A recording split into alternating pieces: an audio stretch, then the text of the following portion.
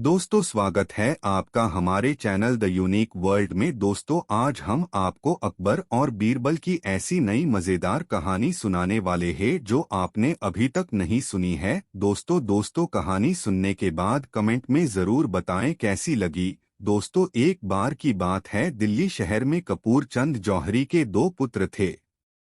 बड़े का नाम रूपचंद और छोटे का फूलचंद जौहरी था। मरते समय कपूरचंद काफी धन अपने दोनों लड़कों के लिए छोड़ गया था। बाप के क्रियाकर्म के पश्चात जो कुछ धन बच रहा, उससे दोनों भाइयों ने कई वर्षों तक गुलछर्रे उड़ाए। आखिरकार उनकी नासमझी से सारा धन खर्च हो गया। तब इनको धनोपार्जन की चिंता हुई।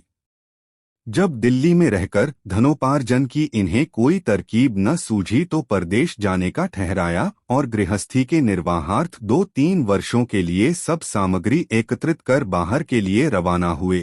जब कुछ दूर निकल गए तो इन लोगों ने देहातों से सामान खरीदना और अगले देहातों में बेचना प्रारंभ किया। इस तरह खरीद फरोख्त करते हुए बहुत दूर निकल गए। रास्ते में एक जंगल मिला। उस जंगल के मध्य में एक तालाब था। इनको प्यास सता रही थी, अतएव उस तालाब पर बैठकर निर्मल जल पान किया। फिर स्नान करने की इच्छा हुई। तालाब में स्नान करने के निमित्त 2-3 सीढ़ी नीचे उतरते ही फूलचंद के पैर के नीचे कोई ठोस चीज पड़ी। उसने डुबकी मारकर उसे बाहर निकाला तो वह एक छोटी सी संदूक थी। संदूक में एक छोटा सा ताला बंद था।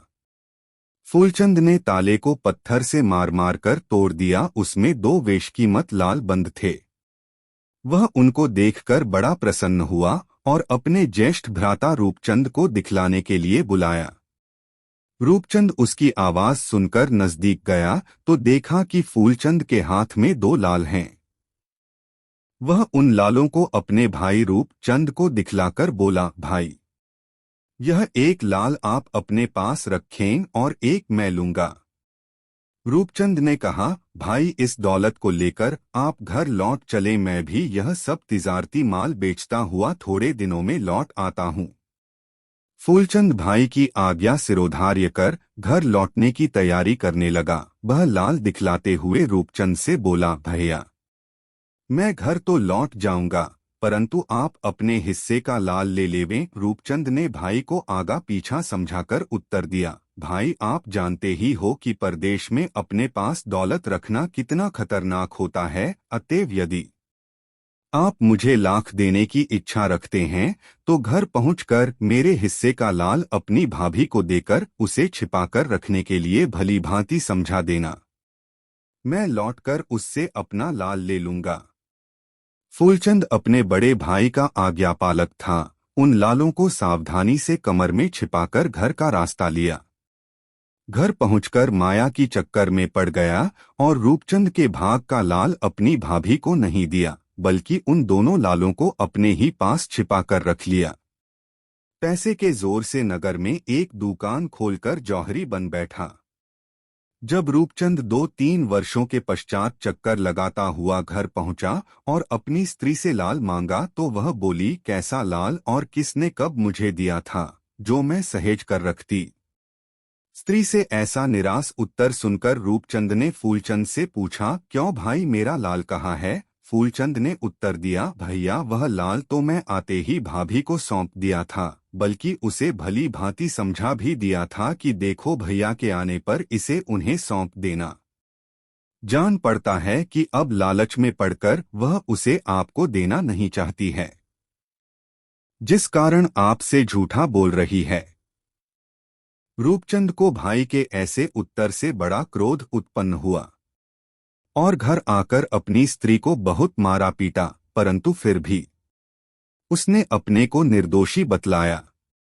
वह बोली, लाल पाना तो बड़ी दूर की बात है, मैं तो इतना भी नहीं जानती कि लाल कैसा होता है, उसका क्या रंग है।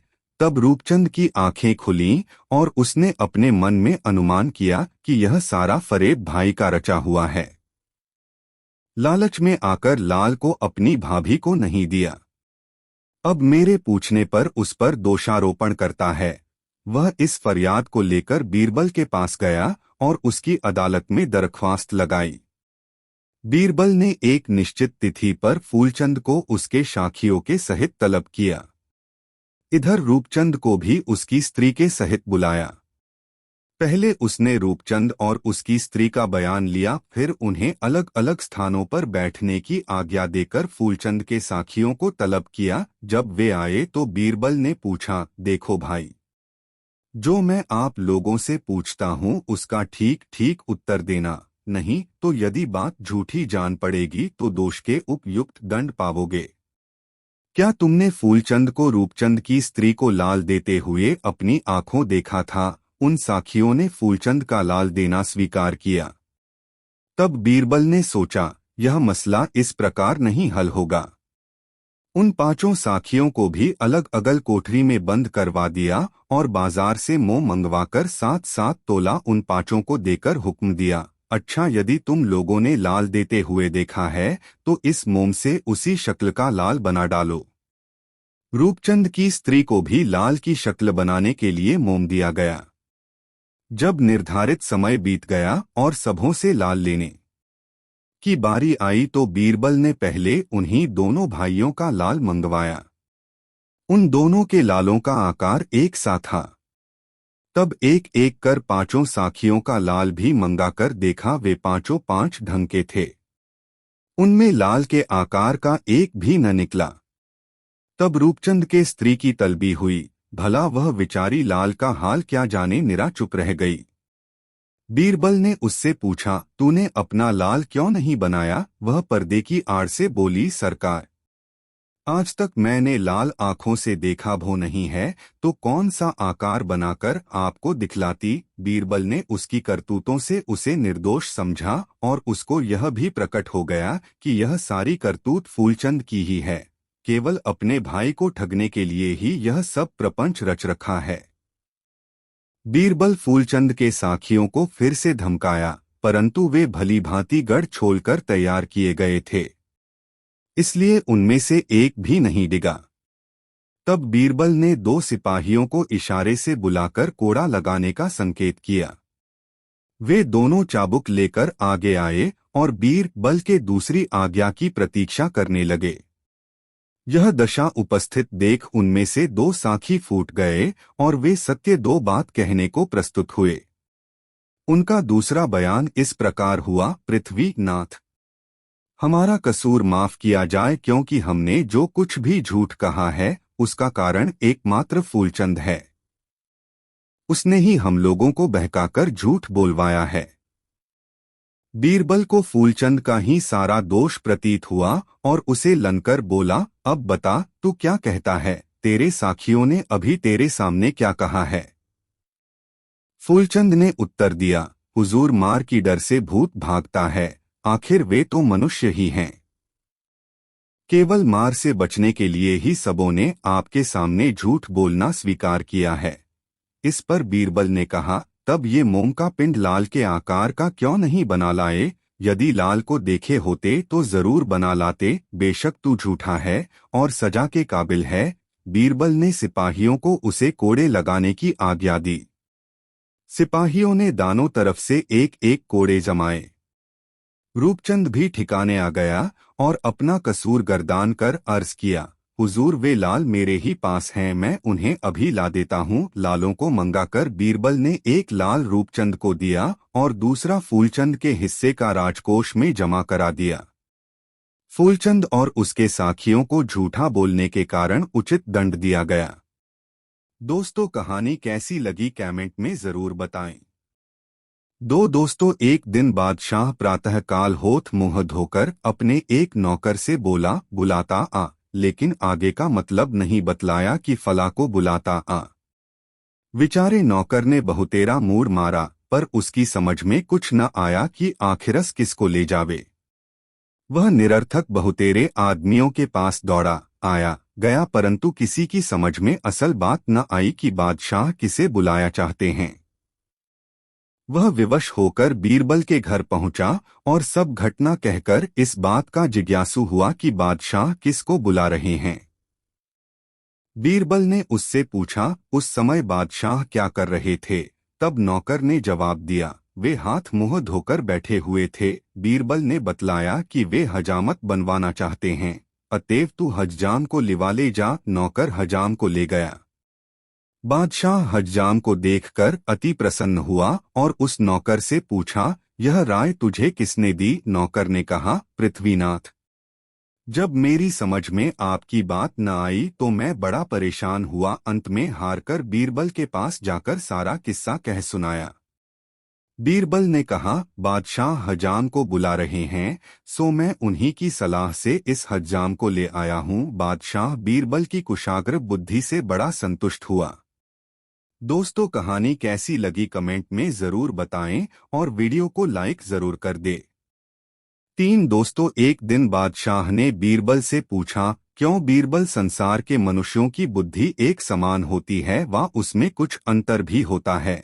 बीरबल ने जवाब दिया, पृथ्वीनाथ, क्या आपने इस कहावत को नहीं सुना है? सब संयग्नों का एक मत, यानी और सब बातों में तो लोगों की बुद्धि में विभेद पाया जाता है, परंतु स्वार्थ सिद्धि में सबकी मति एक समान ही देख पड़ती है। बादशाह बोला, भला यह कैसे हो सकता है कि बुद्धि तो जुदी जुदी हो और विचार सबका एक हो? बीरबल ने कहा, पृथ्वीनाथ, हाथ कंगन को आरसी क्या? यदि आपको प्रमाण की आवश्यकता हो तो मैं कलह भी सिद्ध करके दिखला देने को तैयार हूँ। बादशाह ने कहा, बहुत बेहतर। दूसरे दिन प्रातःकाल बीरबल ने बादशाह की अनुमति प्राप्त कर सरकारी बगीचे का एक बड़ा हौज जो पानी से लबालब भरा था रिक्त करवा दिया और सारे नगर में ढिढोरा पिटवा दिया कि सब लोग अपने अपने घरों से एक एक घड़ा दूध लाकर हौज को भरें। फिर हौज के ऊपर एक सफेद चादर बिछवाकर उसे भलीभांति ढक दिया। ऐसी तरकीब कर बादशाह को देखने के लिए बुलवा भेजा। समय रात्रि का था। लोगों ने विचार किया कि जब हौज में इतना घड़ा दूध पड़ेगा तो भला उसमें एकाध घड़ा जल छोड़ देने से खराबी क्या खराबी होगी। इसी विचार से प्रत्येक घरों से दूध की जगह पानी ही डाला गया। अंधेरी रात में किसी को भी न सूझा कि हौज में सभी लोग पानी ही छोड़ रहे हैं। उनका निजी अनुमान था कि मेरे सिवा अन्य नागरिक हौज को दूध ही से भर रहे हैं। यदि किसी ने साहस कर देखा भी तो चादर की सफेदी के कारण दूध का भ्रम हो गया। पानी तो नीचे छिपा हुआ था। जब सवेरा हुआ तो बादशाह बीरबल के साथ हौज का दूध खने के लिए गया। बीरबल ने बागवान को हौज की चाद ठाने की आज्ञा दी।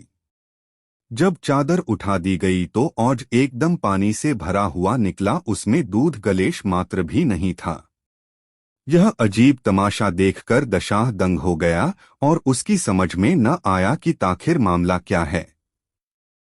जब बीरबल से उसका कारण छा गया तो वह बोला, गरीब परवर, आपने अपनी आंखों खलिया अब भी सब सयानों का एक मत वाली कहावत तानने को तैयार हैं या नहीं?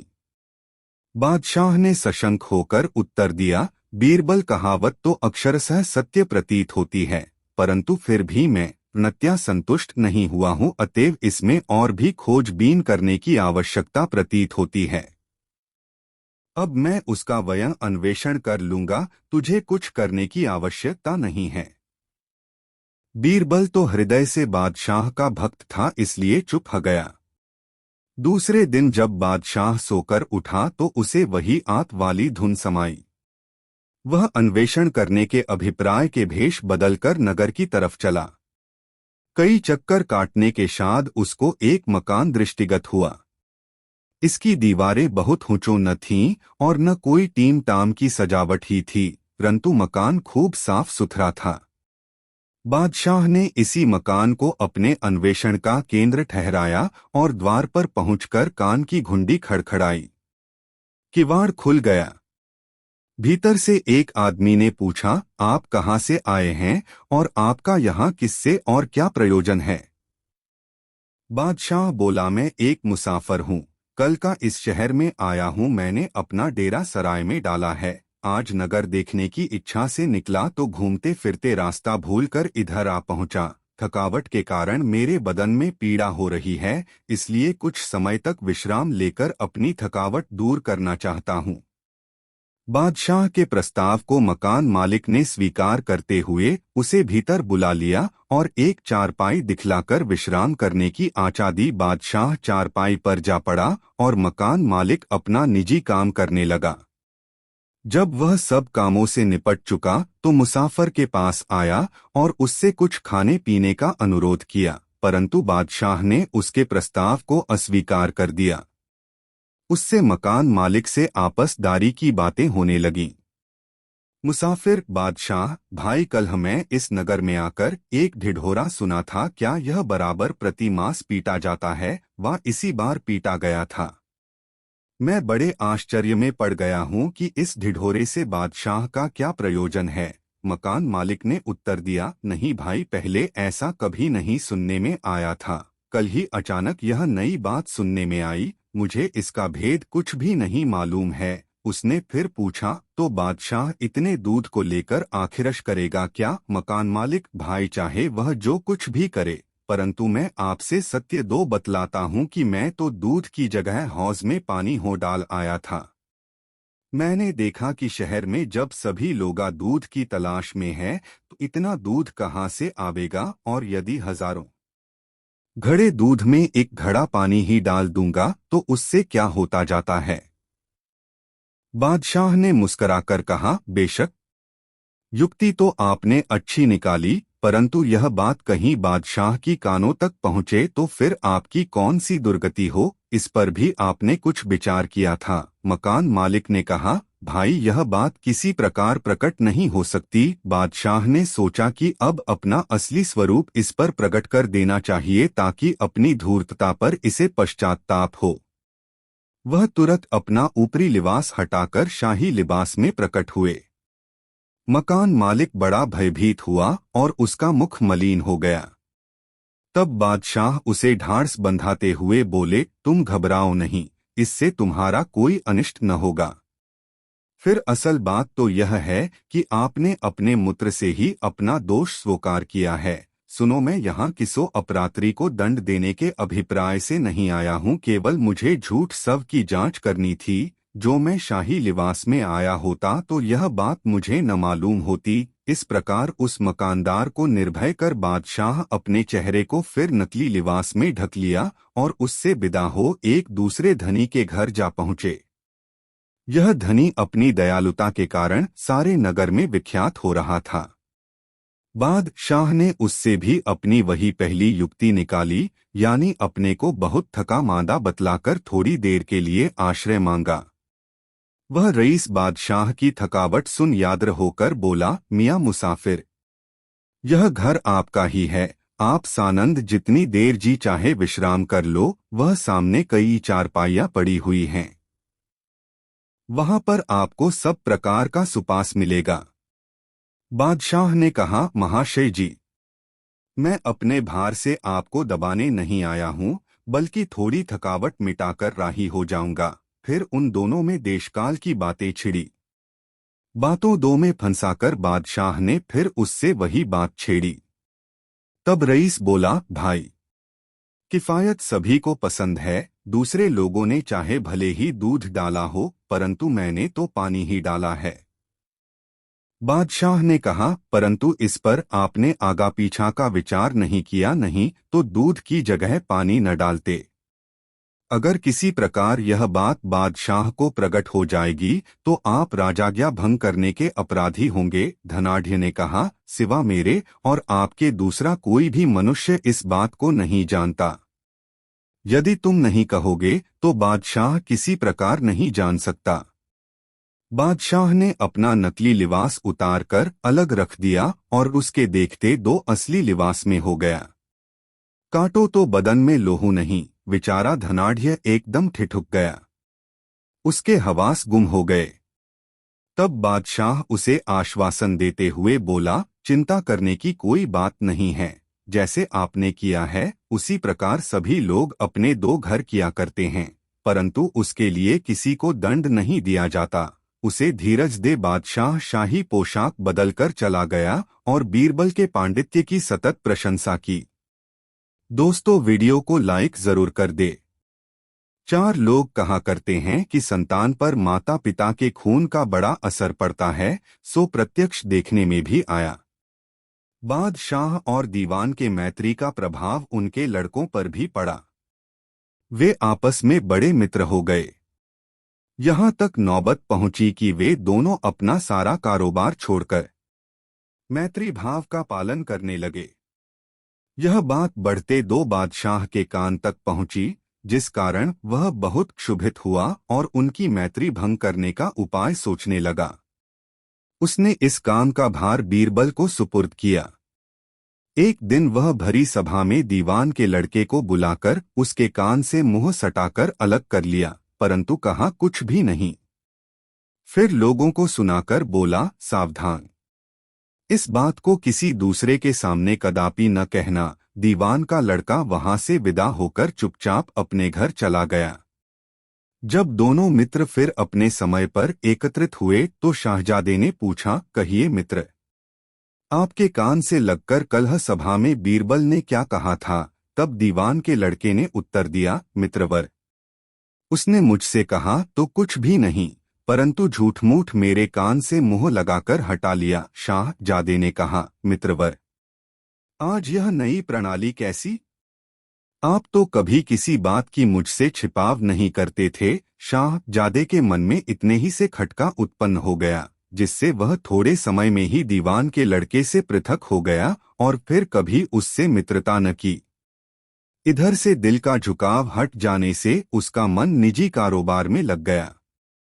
बादशाह ने बीरबल की इस बुद्धिमत्ता से बड़ा प्रसन्न हुआ और उसे खुश करने के लिए बहुत सा पुरस्कार दिया।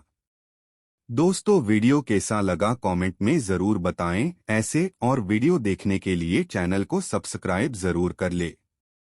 दोस्तों, स्वागत है आपका हमारे चैनल द यूनिक वर्ल्ड में। दोस्तों, आज हम आपको अकबर और कवि गंग की बहुत ही मजेदार कहानी सुनाएंगे। कहानी को ध्यान पूर्वक और आखिरी तक सुने। दोस्तों, एक दिन बादशाह जनाने महल में गाना सुन रहे थे। उसके कुटुंब की सारी स्त्रियां उपस्थित थीं। वहां पर सिवा बादशाह के दूसरा कोई मर्द नहीं था। यह जुमावड़ा बादशाह की बेगमों के मत से हुआ था।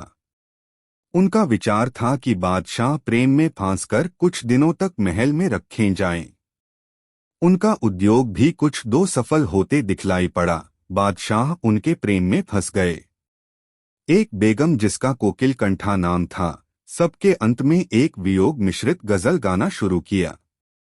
उसकी ऐसी दीनता भरी गजल से बादशाह पिघल गए और उससे पूछे, इस गाने से तुम्हारा क्या तात्पर्य है? बेगम ने कहा, प्रभु, आपका अधिकतर समय लड़ाई ही में बीतता है और यहाँ हम घर में पड़ी दो आपके वियोग की एक एक घड़ियों को वर्ष के समान काटती हैं। प्रभु, क्या यह अनुचित नहीं है?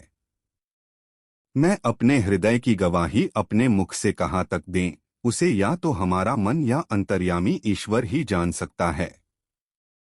क्या आप बतलाने की कृपा करेंगे कि इस समय आप कितने समय के बाद लड़ाई से फुर्सत पाकर महल में आए हुए हैं? अब रियाद न्याय की दृष्टि से देखें तो आपको हमें छोड़कर जाना उचित नहीं है। बादशाह ने कहा, बेगम साहिबा, आप समझती हैं कि मैं एक लड़ाई ही के काम से बाहर रह जाता हूं, परंतु दरअसल ऐसा नहीं होता। लड़ाई में तो कभी दो जाने का मौका लगता है। जो मैं अपनी प्रज्ञाओं की देखरेख न करूं तो भला इतना बड़ा साम्राज्य कभी टिक सकता है? मेरी अपकीर्ति संसार में फैल जावे। 2-4 दिनों की तो तुम्हारी प्रार्थनाएं भले ही स्वीकृत को जा सकती हैं, परंतु 1 साल व 6 मास को गुंजाइश नहीं है। मेरी अयोग सेवाओं से चिढ़कर मेरे सरदार और शाहजादे मुझसे गदर मचा सकते हैं, फिर मैं कितनी कठिनाई में पड़ जाऊंगा। क्या कभी इस पर भी विचार दौड़ाती हो? हाँ, इतना भले ही कर सकता हूँ कि जो समय राजकीय कामों से बचाकर शिकार आदि में लगाता हूँ वह तुम्हारे पास ही रहकर बिताऊंगा। अब इससे अधिक और क्या चाहिए? बादशाह के ऐसे रूखे उत्तर से सकुचाकर बड़ी बेगम साहिबा ने कहा, प्रभु आप सारी बातें भले ही सही दो कहते हों, परंतु फिर यह भी विचार करें कि हम घर में रहने वाली बेगमों का दिन रात कैसे कटे, क्या हम पशु के समान बंधी पड़ी रहे। तब एक दूसरी बेगम बोली, प्रभु आपकी न्याय प्रियता सब पर विदित है। आप अपने छोटे से छोटे कर्मचारियों की प्रार्थनाएं सुनते हैं, तो क्या कारण है कि हम लोगों की न सुनेंगे। चाहे जो हो, आज तो हम आपको यहाँ से हिलने न देंगी, आगे हमारा प्रारब्ध जाने। सेखी करना भूल है, पर हम लोगों की बिना आज्ञा लिए आप कैसे जाएंगे। तीसरी बेगम मुस्कराती और नेत्रों का बाण चलाती हुई बोली, आप लोग भी क्या हैं। हमारे स्वामी अपनी दयालुता के लिए विश्व विख्यात हैं। ये अब हमारी प्रार्थनाओं को मानकर आज से हम लोगों का साथ छोड़कर कहीं न जाएंगे। यदि तुम लोगों को मेरी बातों का विश्वास न हो तो मैं शर्त लगाने के लिए तैयार हूँ। जिसका जी चाहे मुझसे आकर हाथ मारे। चौथी बेगम हाव भाव दिख लाकर बोली, बहनों स्वामी जी तो नाही करते ही नहीं हैं, आप लोग इतना आग्रह क्यों करती हैं। मौन्य स्वीकृति लक्ष्य नम उत्तर न देना ही स्वीकार कर लेना है। बादशाह इन स्त्रियों के नेत्र कटाक्ष और हाव भाव में बंध गए। किसे क्या उत्तर देना चाहिए इसका उन्हें कुछ भी ज्ञानन रहा और विवश होकर बोले, बेगमों आप लोगों के प्रेम से मैं गदगद हो गया हूँ और आपको यकीन दिलाता हूँ कि अब तुम्हारे पास ही रहूंगा। बादशाह के मुख से इतना निकलना था कि बेगमें प्रसन्नता से उछलने लगीं और उनके बहुतेरे नए नए नखरे और हाव भाव होने लगे। नित्य के नए नए प्रेम और नई नई मन बहलाव की बातों से बादशाह का मन ऐसा लग गया कि उन्हें अपने दरबार तक की सुध बुध न रही। राज में क्या होता है और क्या नहीं, इसकी कुछ भी चिंता न रही। कई महीनों का समय इसी प्रकार गुजस्त हो गया, परंतु विचारे दरबारियों को बादशाह की खोज करते ही बीत गया। उन्हें यहाँ तक भेद न मिला कि आखिरश बादशाह किस पर्दे में जा छिपे हैं। जनाने में रहने का तो हवा भी नहीं लगने पाई थी। इधर राज्य में गदर हो जाने की आशंका उत्पन्न हो गई। ऐसी दशा में दरबारियों को बादशाह का अभाव बहुत खलने लगा। बेगमें दरबारियों से बड़ी सतर्क थीं। वे सब पहले ही से दृढ़ संगठन कर चुकी थीं कि बादशाह का भेद दरबारियों को न मिलने पावे, नहीं तो हमारे रंग में भंग डालने को उद्यत हो जाएंगे और कोई न कोई चाल चलकर स्वामी को हमारे कब्जे से बाहर निकाल ले जाएंगे। बादशाह प्रेम पास में ऐसे जकड़ गए थे कि उन्हें इतना भी गम नहीं था कि कहाँ सुबह हो रहा है और कहाँ सांझ। बेगमों को अन्य दवारियों से तो उतनी चिंता न थी, परंतु बीरबल और गंग कवि का उन्हें बराबर खटका बना रहता था। उनको विश्वास था कि यदि इन दोनों में से एक को भी किसी प्रकार से बादशाह का महल में होना विदित हो जाएगा तो ये हाथ मारकर बादशाह को हमारे कब्जे से बाहर निकाल ले जाएंगे। इसलिए उन्होंने अपनी सहचरियों और पहरे के सिपाहियों को खूब सावधान कर दिया था। इतना ही नहीं, उनको अच्छी चौकसी के लिए छिपे तौर से कुछ अधिक वेतन भी देती थीं और उन्हें हुक्म दे रखा था कि कोई भी मर्द महल के भीतर प्रवेश न करने पाए। जो काम बादशाह के करने का था वह सब रुक गया। बाहर बाहर से कितने ही राजदूत आए, परंतु उन्हें गद्दी खाली मिली। इस घटना को देखकर वे बहुत ही चकराए। इधर नगर निवासियों के चेहरे पर भी कालिमा का पर्दा पड़ने लगा। आज 9-10 महीने से बादशाह का गुम हो जाना बड़े आश्चर्य की बात थी। धीरे धीरे लोगों का विचार पलटा खाने लगा। वे अपनी मनमानी करने पर उद्यत हुए। दरबारियों को गुप्तचरों के जरिए सारी बातें विदित हो जाती थीं, इसलिए उन्हें भय था कि कहीं बाहरी राजदूत कोई नया फसाद न खड़ा कर दें। बीरबल ने सोचा कि अब बिना बादशाह का पता लगाए अच्छा न होगा, अतएव इसका भार बीरबल ने अपने ही सिर उठाया। एक दिन बादशाह अपने दरबार में बैठा हुआ दरबारियों से दिल बहलाव की बातें कर रहा था। इसी दरमियान बीरबल भी आ पहुंचा। बादशाह ने बीरबल से पूछा, बीरबल क्या बतला सकते हो कि फल कौन सा अच्छा, दूध किसका अच्छा, पत्ता किसका अच्छा, फूल कौन सा अच्छा, मिठास कौन सी अच्छी, राजा कौन अच्छा, उपस्थित मंडली में एक भी ऐसा न था जो ऊपर के प्रश्नों का उचित उत्तर देता। तब बादशाह ने इसका भार बीरबल के ऊपर दिया। बीरबल बोला, पृथ्वीनाथ, फलों में बेटा अच्छा है, जिससे बाप दादों का नाम पुस्त दर पुस्त चला है जाता है। दूध माता का उत्तम होता है, जिससे सबका पालन पोषण होता है। पत्ता पान का अच्छा होता है, इसके देने से नौकर स्वामिभक्त हो जाता है, यहाँ तक कि उसके लिए प्राण तक न्योछावर करने को उद्यत हो जाता है। फूल कपास का अच्छा होता है, कारण कि उसके सहारे संसार भर की लज्जा रहती है। मिठास वाणी की अच्छी होती है, जिसके फल स्वरूप बिना पैसा कौड़ी के लोग वश में हो जाते हैं। राजाओं में इंद्र महान है, जो पानी बरसाकर जगत को पालता है। बीरबल के ऐसे उत्तर से सब सभासदों के सहित बादशाह अति प्रसन्न हुए और बीरबल को कई बीघे भूमियां जागीर दी। दोस्तों, कहानी कैसी लगी कमेंट में जरूर बता देना और वीडियो को लाइक जरूर कर देना। 4 एक दिन बीरबल को जमुना नहाने की इच्छा जागृत हुई, इसलिए वह तड़के उठकर जमुना जी नहाने गया। स्नानोपरांत एक जगह आसन बिछाकर रुद्राक्ष की माला जपने लगा। उसी समय हवा खोरी से लौटकर घूमता 2 घोड़े पर सवार बादशाह भी वहीं जा पहुंचा। वह घोड़े से उतर पड़ा और बीरबल से बोला, बीरबल, मुझे माला दे। बीरबल बड़ा लाल बुझक्कड़ था। वह तुरंत ताड़ गया कि बादशाह तुअर्थी कहकर मजाक कर रहे हैं। वह मुंह से तो कुछ न बोला, परंतु उसी समय अपना दुपट्टा नदी के जल में छोड़ दिया। बादशाह यह देखकर फिर बोला, बीरबल, देखो दुपट्टा बहता है। अब बीरबल को अवसर मिला, वह तुरंत बोल उठा, पृथ्वीनाथ, बहने दो। बादशाह बीरबल के दुअर्थिक उत्तर को समझकर बड़ा नाराज हुआ और भ्रिकुटी बदलकर बीरबल से पूछा, क्यों बीरबल, तू हंसी हंसी में मेरी बहन मांग रहा है? बीरबल बोला, पृथ्वीनाथ, आप भी तो हमारी माँ मांगते हैं। बादशाह जरा नरमाकर फिर बोला, मैंने तेरी माँ कब मांगी है? क्या मैंने किसी का नाम लिया था? बीरबल ने कहा, गरीब परवर, मैंने आपके बहन का नाम कब लिया था और कब उसे मांगा था? मैंने तो आपसे केवल दुपट्टा बहने देने की अर्ज करी थी। आपकी बहन मेरे बहन के समान है, मैं उसका नाम अपनी जबान पर कैसे ला सकता हूँ? बादशाह को आगे बढ़ने का कोई मार्ग नहीं मिला, अतएव खामोश रह गया।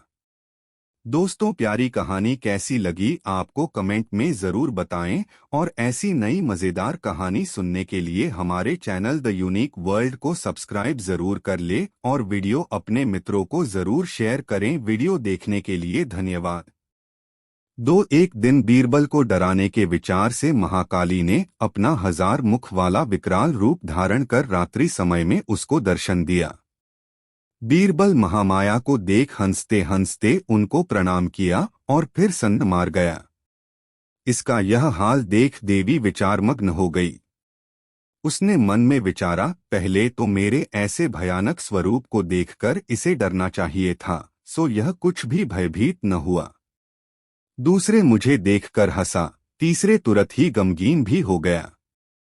इसलिए इसकी मार्मिक बातों का भेद लेना चाहिए।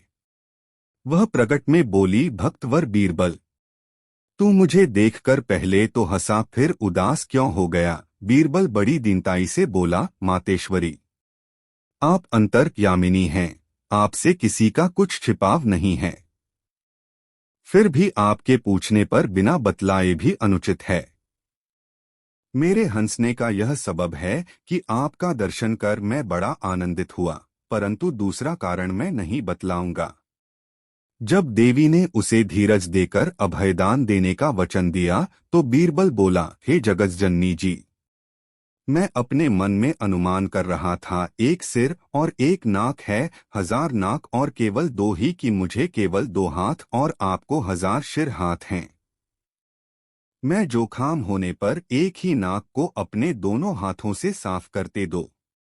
थक जाता हूँ, फिर जब आपको जुखाम होगा तो आप 1000 नाकों को केवल 2 ही हाथों से कैसे साफ करेंगी? मुझे इसी चिंता ने शोकित कर दिया था। देवी अपने भक्त बीरबल के उत्तर से संतुष्ट हुई और उसको आशीर्वाद देती हुई अंतर्धान हो गई। दोस्तों, कहानी कैसी लगी कमेंट में जरूर बताएं और वीडियो को लाइक जरूर कर दे। तीन दोस्तों, एक समय को बात है, एक रोज बादशाह ने बीरबल से पूछा, क्या यह बात सही है कि कारीगर लोग मालिक की आंखों में धूल झोंककर अपना उल्लू सीधा कर लेते हैं? इस विषय की लोगों में बराबर चर्चा सुनने में आती है। बीरबल ने कहा, पृथ्वी नाथ, यह तो आंख देखी और कान सुनी बात है। जो जिस काम को करता है वह उसमें पंडित हो जाता है। बादशाह ने फिर पूछा, तो क्या सुनार, लोहार, दर्जी पेशा के सभी चोर ही होते हैं? बीरबल ने उत्तर दिया, मैं यह कैसे कह सकता हूँ कि सभी कारीगर चोर ही होते हैं, परंतु फिर भी कितनों की चोरी सबको विदित हो चुकी है। जैसे सुनार ही को लीजिए। इनके संबंध में लोगों का विश्वास है कि कोई चाहे कितनी ही इनकी चौकसी करे, परंतु ये येनकेन प्रकारेण माल में से चोरी कर ही लेते हैं। इनकी इस कला की चालाकी संसार में विख्यात है।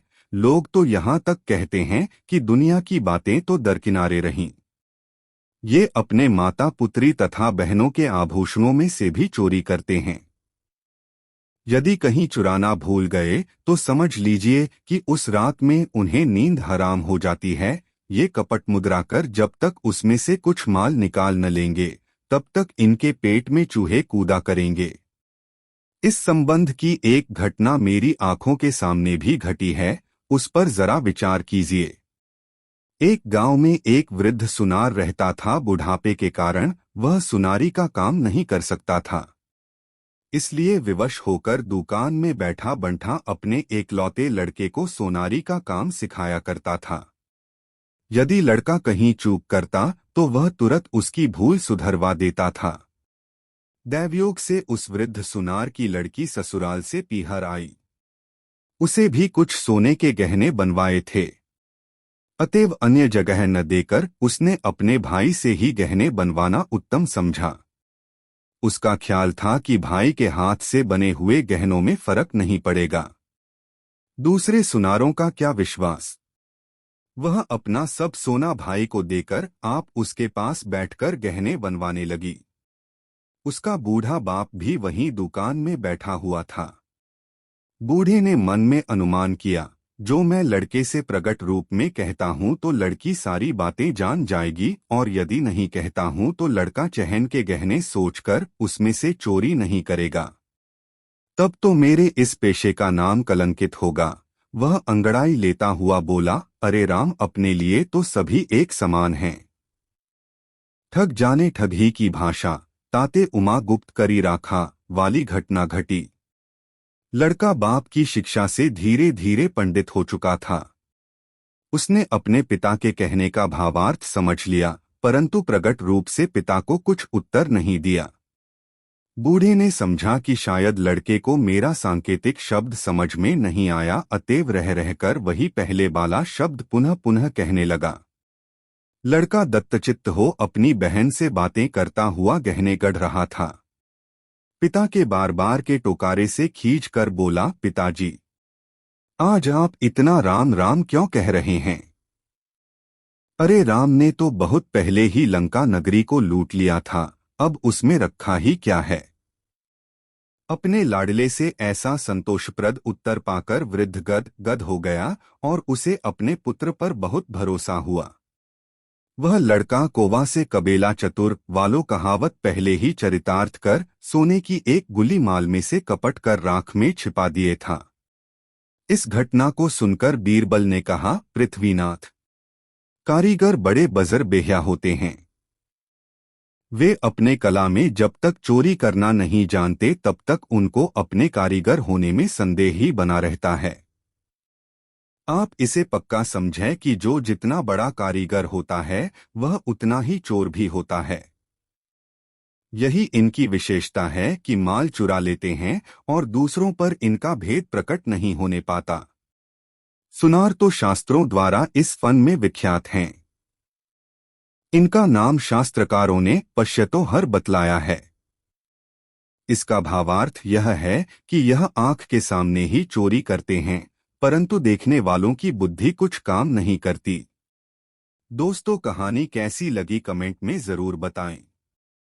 5 दोस्तों, दिल्ली नगर एक बड़ा शहर है। उसमें सभी श्रेणी के मनुष्य निवास करते हैं। इसी शहर में एक अति दोन मनुष्य भी रहता था। यह बड़ा कंजूस था। कंजूसी के कारण धीरे दो इसके पास बहुतेरी मुहरें इकट्ठी हो गई। जब उसे मुहरों को घर में रखने से चोरी हो जाने की आशंका हुई तो उनको एक छोटे से बक्स में बंद कर एक विस्तृत मैदान में आशापल्लव के नीचे गड्ढा खोदकर गाड़ आया ताकि उसे कोई चुरा न सके।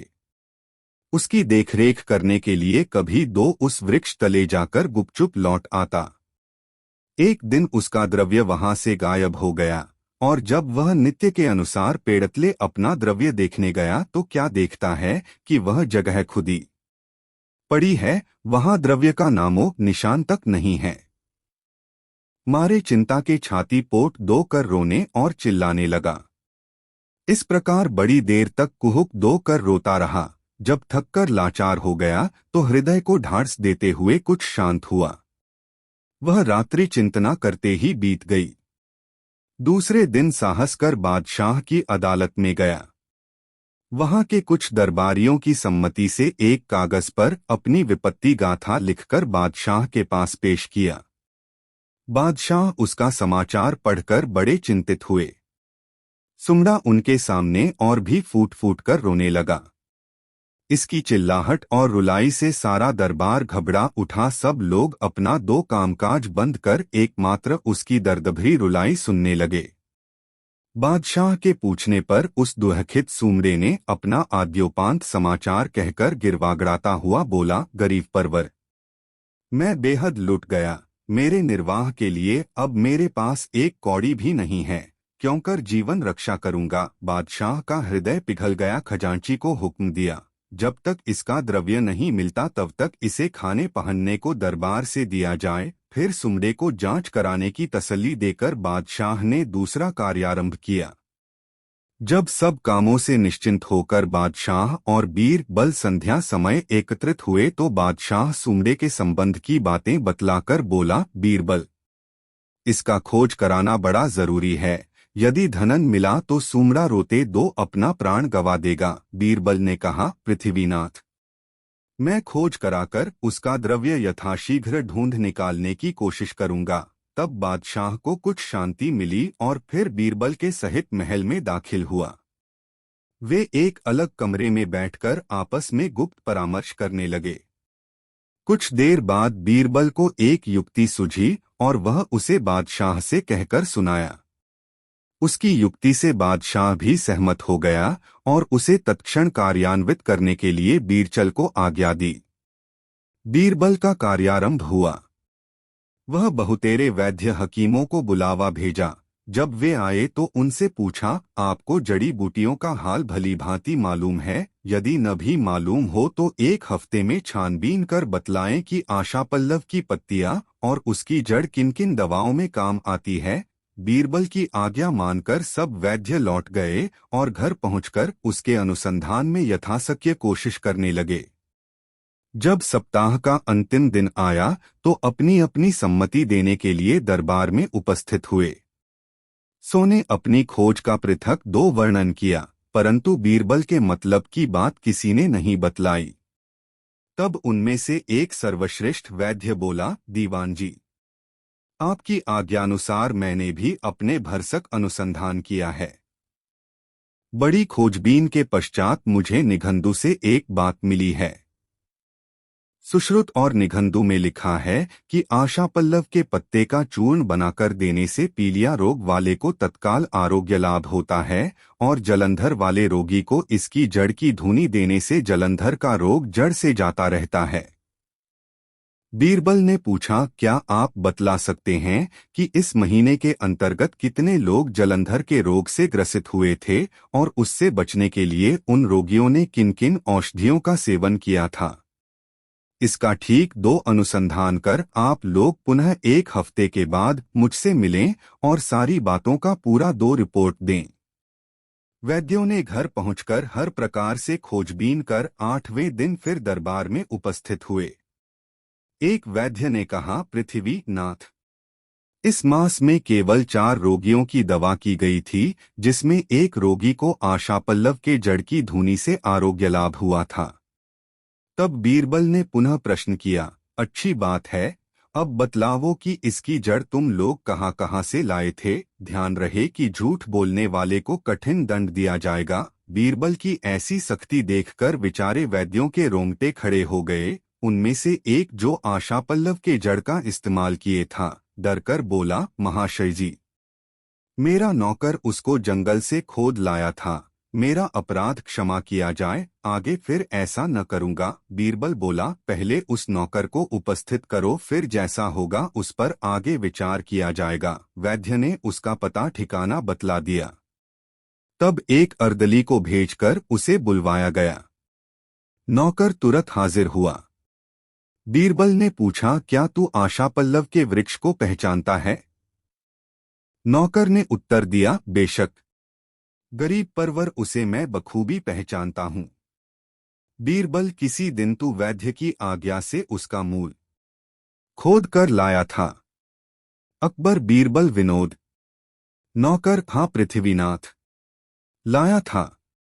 बीरबल भ्रिकुटी चढ़ाकर बोला, क्या उस पेड़ के नीचे गड़ी अशर्फियों को तू ही खोद लाया है? बेहतरी चाहता है तो उन्हें जल्द लाकर उपस्थित कर, नहीं तो अभी तेरी चमड़ी उखाड़ ली जाएगी। नौकर बीरबल की धमकियों में आकर घबरा गया और कांपता हुआ बोला, पृथ्वीनाथ, मेरा अपराध क्षमा किया जाए तो मैं उन अशर्फियों को आपके सामने ला धरूं। बीरबल ने उसे अभयदान दिया। वह अपने घर जाकर सारी अशर्फियां उठा लाया। बीरबल अशर्फियों को देखकर भीतर भीतर बड़ा प्रसन्न हुआ और उन अशर्फियों को मट्ठी चूस के हवाले कर विदा किया। बेचारे वैद्य छोड़ दिए गए। दोस्तों, ये प्यारी कहानी आपको कैसी लगी कमेंट में ज़रूर बताएं। ऐसी और वीडियो देखने के लिए हमारे चैनल द यूनिक वर्ल्ड को सब्सक्राइब ज़रूर कर ले और इस वीडियो को अपने दोस्तों को ज़रूर शेयर करें। वीडियो देखने के लिए धन्यवाद।